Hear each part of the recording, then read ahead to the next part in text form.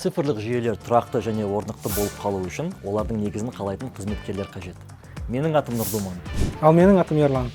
Біз Каспий.kz софтвер инженер қызметін атқарамыз. Біздің команда сервистер архитектурасын қалыптастырады. Каспий.kz қосымшасында іздеу, дербестендіру және жарнамалық құралдар үшін жауап береді.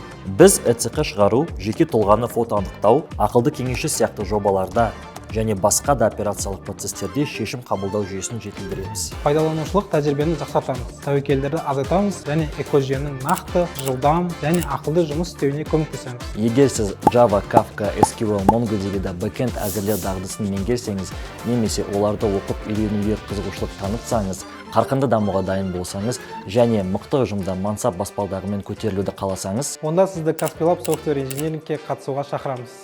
Сіз маркетинг, operational and risk services бағыттарында нақты кейстердегі міндеттерді шешесіз, инновацияларды игересіз және бүкіл еліміз бойынша сүйікті клиенттеріміз үшін өнімдердің сапасын арттыруға үлес қосасыз. Оқыту барысында компанияның жетекші сарапшылары Java'да код жазу, Spring Boot көмегімен REST API құру, Kafka және Elasticsearch арқылы сервистерді біріктіру, реактивті қосымшалар үшін Project Reactor және Webflux пайдалану, Event-Driven архитектурасын құру, Redis, Docker, Kubernetes, GitLabпен және базалық мониторингпен жұмыс істеу тәжірибесін сізбен бөліседі. Каспий.lab софтвер инженерингке қалай қатысуға болады?